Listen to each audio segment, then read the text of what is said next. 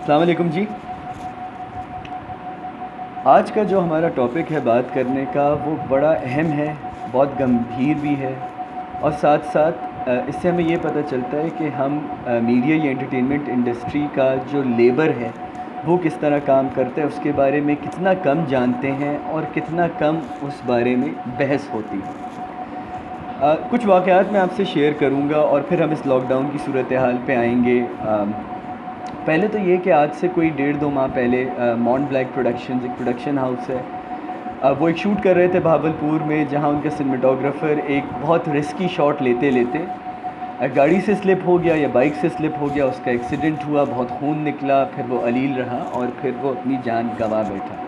کہتے ہیں production house نے اسے کمپنسیٹ کیا، اس کی فیملی کو بھی کمپنسیٹ کیا. آئے دن بچوں کو جنریٹر سے کرنٹ لگتا ہے، کچھ لوگ کرپل بھی ہوئے ہیں، کسی کا ہاتھ جل جاتا ہے، کسی کی ہڈی ٹوٹ جاتی ہے. لیکن اس انٹرٹینمنٹ انڈسٹری کے اندر آپ کے جو اے لسٹرز ہیں ان کے لیے تو یہ واقعہ میں بالکل بتا سکتا ہوں کہ ایک خاتون ہیں، بہت سینئر ایکٹریس ہیں، انہوں نے غالباً سیٹ پہ ایک بہت کوہرام مچا دیا تھا جب ان کے کھانے میں زیرے کے رائتے کی جگہ پودینے کا رائتا آ گیا تھا. تو ایک جگہ تو یہ آپ کی ڈسپیرٹی ہے، اور دوسری جگہ آپ کا جو ڈیلی ویجر ہے اس کو سیٹ پہ ہوتے ہوئے بھی کوئی گارنٹی نہیں ہے کہ وہ زندہ سلامت واپس آئے گا اس سے. اور لاک ڈاؤن میں بھی کوئی گارنٹی نہیں ہے کہ ایک راشن ڈرائیو کے علاوہ اس کی زندگی کون چلائے گا، کیسے چلائے گا. اور جس پروفیشنل انڈسٹری میں وہ آ گیا، وہ انڈسٹری جسے حکومت پاکستان ابھی تک انڈسٹری کنسیڈر نہیں کرتی، کوئی بات چل رہی ہے اس کے اوپر، اس میں اس کا کیا ہوگا، وہ کس حالت سے گزرے گا اور اس کا فیوچر کیا ہے اس چیز کے اندر. تو پہلی چیز تو میں آپ کو بات بتاؤں کہ جو ڈیلی ویجرز ہیں آپ کے، ایک بڑا ٹی وی کمرشل کا سیٹ کا بجٹ جو ہے منیمم 20 سے 30 بلکہ 40 لاکھ سے لے کے 1.5-2 کروڑ کبھی اس سے زیادہ کبھی ہوتا ہے. اور بیک وقت کوئی 150 سے 180 لوگ اس کے اوپر امپلائڈ ہوتے ہیں، جس میں عام طور پہ 70% لوگ ڈیلی ویجرز ہوتے ہیں. بے شک وہ چاہے وہ آرٹ ڈپارٹمنٹ کے ہوں، چاہے وہ کیمرہ ڈپارٹمنٹ کے ہوں، چاہے وہ گرپس ہوں، چاہے وہ گیفرز ہوں، چاہے وہ اسپاٹ بوائز ہوں، چاہے وہ میک اپ کی ٹیم ہو.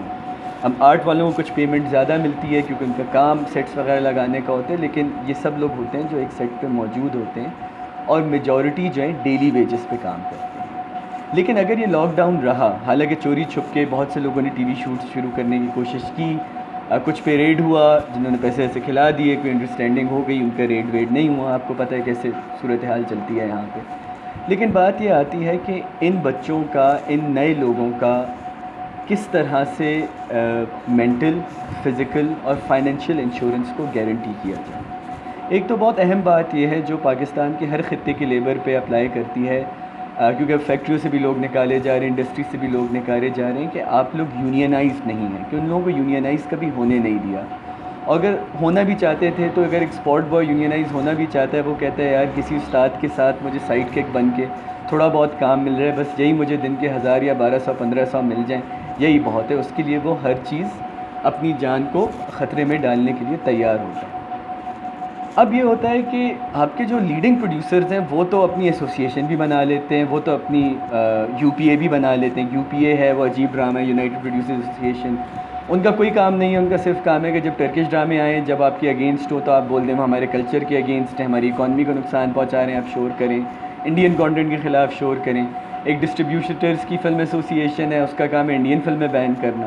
اور ایک فلم پروڈیوسرز ایسوسیشن ہے جو غالباً شاید ایک واٹس ایپ سے گروپ سے تھوڑی زیادہ ایگزسٹ کرتی ہے.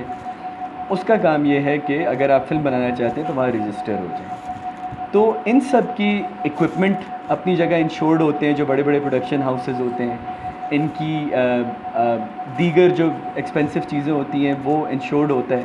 لیکن آپ کی جو لیبر فورس ہے وہ کبھی اس طرح انشور نہیں ہوتی، نہ کی جاتی ہے، نہ ان کو یونین بنانے کا خیال آتا ہے. اور اگر آتا بھی ہے تو ان کا جو پریشر ہے یا جو کلاؤٹ ہے انڈسٹری کے اندر وہ آٹے میں نمک کے برابر ہے. ان کو پتہ ہے دے آر ریپلیسیبل، کیونکہ وہ اسکلڈ ورک تو ہے نہیں، وہ تو مزدوری کا کام ہے، تو آج نہیں تو کوئی اور آ جائے گا.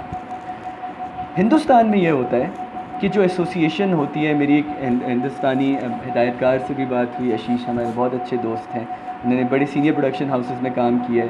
تو انہوں نے مجھے بڑا اچھا میکینزم سمجھایا. انہوں نے کہا یہ سنٹا اور سوائف اور یہ جتنی بھی آپ ایسوسیشنس کا نام سنتے ہیں, ان کے پاس ریکارڈ ہوتا ہے کہ بیک وقت کتنے اسپاٹ بوائز, کتنے گرپ, کتنے گیفرز آپ کی انڈسٹری میں کام کر رہے ہیں. اس کی دو فوائد ہوتے ہیں. ایک تو یہ کہ جب کوئی شوٹ شروع ہوتی ہے تو ان کا ایک نمائندہ کوشش یہ ہوتی ہے کہ وہاں جا کے ریٹ کرے اور دیکھے کوئی ان رجسٹرڈ لیبر, کوئی ایسا مزدور جس کا ریکارڈ موجود نہیں ہے وہ کام نہیں کر رہا, تاکہ صرف جو ریکارڈڈ لوگ ہیں ان کو کام ملے. دوسرا یہ ہوتا ہے کہ اب جیسے سلمان خان نے اپیرنٹلی کروڑوں میں رقم ڈونیٹ کی ہے ڈیلی ویجرز کو, تو جب سلمان خان کہتے ہیں کہ جی میں رقم ڈونیٹ کرنا چاہتا ہوں, تو سلمان خان کے پاس ایک ریکارڈ موجود ہوتا ہے کہ جی ان لوگوں کو ایسے دیا ہے. اب آپ کے جو پروڈیوسرز ہیں ان کے تو انٹرسٹ میں نہیں ہے یہ ریکارڈ مینٹین کرنا, کیونکہ ان کا کام اسی طرح چلتا ہے آج نہیں تو کل. لیکن بہت امپورٹنٹ ہے کہ ڈیلی ویجرز کو, خاص طور پہ اب جو نئے کراچی یونیورسٹی, این-سی-اے اور زیبس کے گریجویٹس آنا شروع ہوئے ہیں, کیونکہ ان کے پاس اویئرنیس ہے, کہ وہ آئیں اور ان کو کسی طرح یونینائز کریں. کیونکہ آپ کا جو لیڈنگ ٹی وی پروڈیوسر ہے یا ایڈورٹیزمنٹ پروڈیوسر ہے, اس کو ڈیلی ویجرز کے یا اس ٹیلنٹ کی کوئی فکر نہیں ہوتی. آپ کے یہاں تو ایک ایوریج سیٹ کے اوپر ایک فرسٹ ایڈ کٹ کے علاوہ کوئی ڈاکٹر نہیں ہوتا. ہندوستان میں اب ایک رول ہو چکا ہے کہ ہر وقت ایک ڈاکٹر اور ایک ایمبولینس ایک بڑے سیٹ پہ موجود ہوگی. ہو سکتا ہے جو بڑے آپ کے اداکار ہیں فواد خان اور ماہرہ خان وغیرہ اپنے کانٹریکٹ میں لکھتے ہو کہ ایک ایمبولینس اور ایک ڈاکٹر ہونا چاہیے, لیکن اس کے نہ بجٹس پیش کیے جاتے ہیں, نہ اس چیز کو کبھی کھاتے میں لایا جاتا ہے. تو دو چیزیں ہیں. ایک تو جو نئی یونیورسٹی سے سند یافتہ ہونے والے لوگ ہیں, میں ان سے کہوں گا کہ آپ ہیلپ کریں ان لوگوں کا ریکارڈ بنانے میں.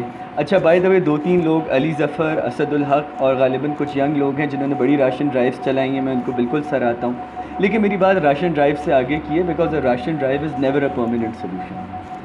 تو جو نئے بچے ہیں یونیورسٹیز کے, وہ آئیں, وہ ان کے ساتھ کام کریں, وہ ان ڈیلی ویجز کو یونینائز کریں, ان کا ایک ٹریک ریکارڈ موجود کریں جو ڈیجیٹلی اویلیبل ہو, تاکہ ان کو بھی پتہ ہو کہ ان کے کچھ رائٹس ہیں.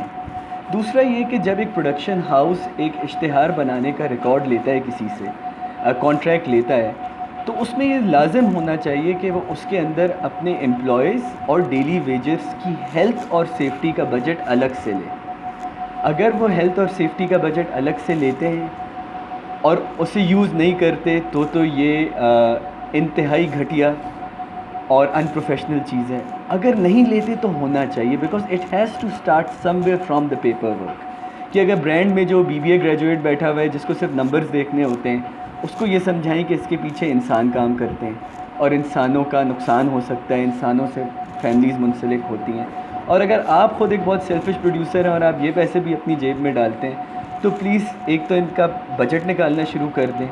دوسرا یہ کریں کہ بڑے مشکل حالات ہیں اور اس کے بعد حالات اور مشکل ہوں گے, کہ جو آپ کی لیبر فورس ہے نا, اس کو آپ ایک فیملی کی طرح ٹریٹ کریں.